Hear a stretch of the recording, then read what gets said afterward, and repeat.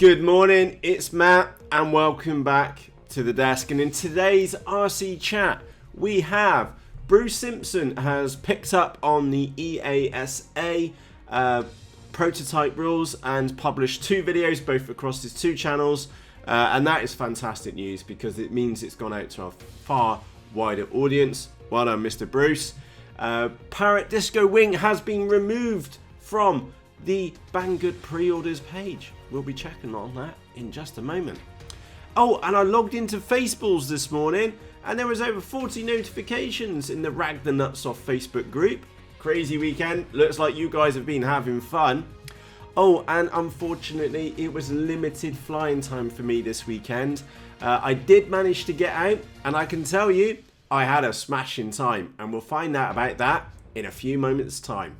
So, let's go across to Bruce's video. I will put a link to Bruce's video in the top right-hand corner of this episode, and the reason for that is because Bruce makes the valid point that given time, if the UK adopts it, then Europe will adopt it, then Canada, then Australia, and you can kind of see where that's going to go.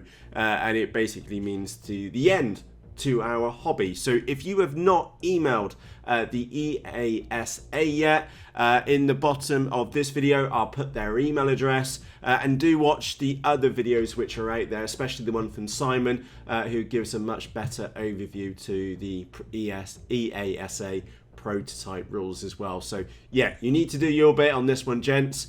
Do get it out there, do share it with any of your friends which you fly with, and get them to email it too. Don't send template responses.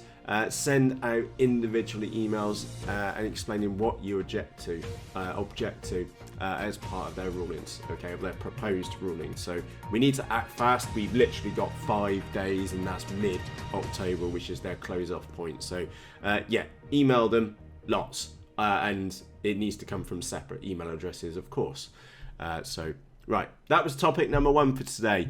The Parrot Disco Wing has been and disappeared from the pre-orders page on the Banggood website. It's not there anymore.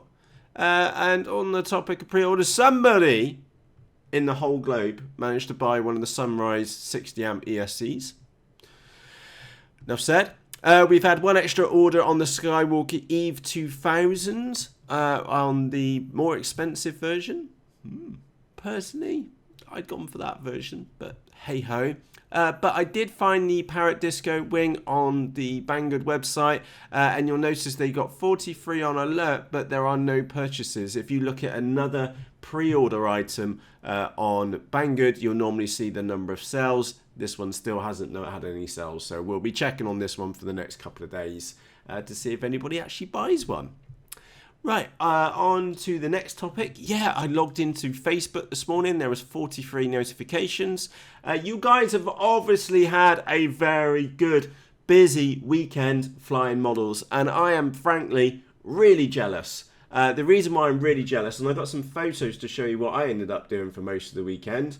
I had a roof which looked like that, and we stripped it off and found wasp nests so big you could make a hat out of them. And there's another one which we found up underneath there. And where's my last ones which I've been and done? Yeah, so we stripped, repaired, insulated, boarded and fiberglassed a flat roof this weekend. And there's a reason why my back's hurting at the moment, because I was on my hands and knees and I had to consolidate that fiberglass inch by inch. It was a lot of work, and a big hat tip to John, who you saw a few moments ago, for his amazing help over this weekend. Yeah, so I need to go and check up on that later, make sure the glue's set and everything. But yeah, if you've got a flat roof, completely off topic by the way, to RC modelling, if you've got a flat roof, fiberglassing is the only way to go. Okay, it's just unbelievable how strong that stuff is. Now on to the topic of flying. I did manage to get out on Sunday morning. Big hat tip to Craig. Big hat tip to Dave. We had some amazing fun on Sunday morning. And for those of you which missed the sunrise. This is what sunrise looks like. Just like that. And it looks absolutely amazing. So that was our flight line. And yes, I did get up before the sun had even risen. And I've got another photo in here, which is that one there? No, that one's out of focus. There's another one. I did have to stop to take the previous one. Close that one down. That one there, because the sunrise was just so beautiful on Sunday morning. So if you missed sunrise, that's what it kind of looks like, gents. So, talking about Sunday morning, yeah, I only took 2 wings with me. I took the Phantom FX61 because what I'd done is taken the RSSI lead out of the XAR receiver and put it round to the RSSI input on the Eagle Tree Vector.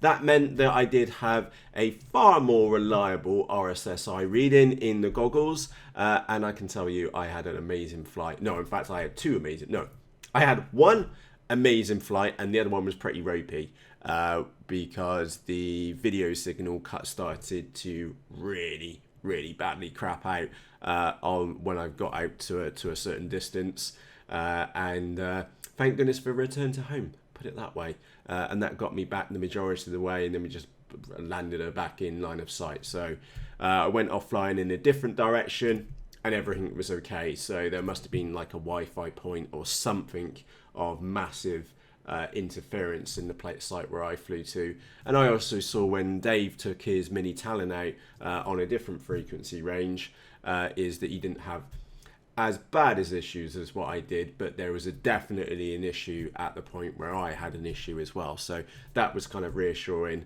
to see that on the goggles. But yeah, absolutely fantastic flights. And then somebody, it wasn't me, I think it was Craig actually, called Combat on the flight line. So we had a big Delta wing, we had something the size of a Texumo flying around, and both of those models were flying around on 3S, and the other wing which I took was the DW Hobby Rainbow Flying Wing, which, like I said, is great to chuck around on 2S. And we went on full-blown combat, and we must have been flying for about 8-10 minutes, something like that, before we started having incidents in the air. And trust me, it wasn't from lack of trying. I've got a video which Craig posted on here, and if you watch the whole video, in fact I'll put that up on the screen for you. It's called A Smash in Time, it's Chip and Sod, and I'll put a link to that video in the top right hand corner of this video for you. If you watch the entire video, is that you will see how many near misses I had. So that rainbow wing was me, and I think the best comment of the day was from Dave. Was that you're running that on 2S? Was pretty much Dave's comment at the end after we'd landed. He thought I was on 3S because I was chucking it around. Oh, I assume you thought it was on 3S. So yeah, I kept up with them pretty well. They were both running 3S. I was on 2S. And if you look at 449, if you look on the left hand side, it's only just in the camera view is that I've just been and hit Dave's flying wing right in the back elevon. I finally caught up with him and finally got him on a good enough angle. And then Craig's, and in fact I need to turn the sound down on this, then on Craig's model, you've soon work out, I kind of worked out what was going on and how to get the angles right. And I don't want to spoil it for you, but that's Craig coming into land. Oh, there we go. Wait for it. Oh, see, I'm getting close. There's Craig's battery. I finally did get around and hitting him with, I think Craig's got some screenshots, some slow-mo points at the end. Look, there's me coming in. Look, there's my battery being ejected from the rainbow wing, and I definitely did dig it in on that corner. And yes, I did fracture the wing. There's no surprises there. Did you see the speed which I came in and took out Craig with? But the irony is that I had no choice other than to land because the battery was hanging down the front, so it was just being dragged down towards the ground.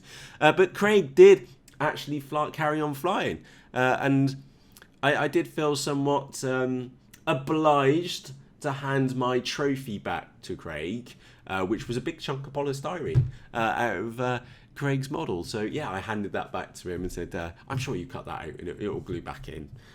So yeah, it did take quite a big chunk out of his model. But also on the flip side, how hard was that? I tried my damnedest hardest to hit both of those models. I finally clipped both of them, but the last one nipped me out the air. So if you've never tried combat before, you should definitely do that. So we're thinking up some ideas of what we can do for next weekend, because that was absolutely crazy fun. So if you haven't seen Craig's video, the link was to that. It was earlier in the top right hand corner. If you click on the little eye in the top right hand corner, you'll see it's a smashing time at Chip and Sodbury. And yeah, go and watch that video because it was absolutely brilliant. So with that said, that's the wrap up of today's RC news. Just to quickly recap, Bruce Simpson's picked up on the EASA updates. If you haven't emailed them yet, please do that for everybody you know who flies model airplanes. The Parrot Disco FPV wing was removed from the pre-orders page. Yeah, if you're not in the FaceBalls group yet, I'll put a link to that underneath this in the video description for you. Yeah, really nice community. There's some fantastic people from all over the world, of all different experience levels. And yeah, it's great. And I just want to say thank you to everybody who's been joined, because you guys really do make that group what it is. And this weekend I was so busy with just trying to get this roof done, and then the little bit of flying time which I had, I've literally been hands off the weekend. And again, you know who you are for chipping in and helping out some of the less experienced pilots, should we say, this weekend. So you know who you are, and thank you ever so much for chipping in and helping out. I really do appreciate that. Okay, so with that said, we got a couple of videos out later today. We do have the utter slamming of the Wingnetic from Hobby King, potentially the worst model which you can buy for 50 quid or less.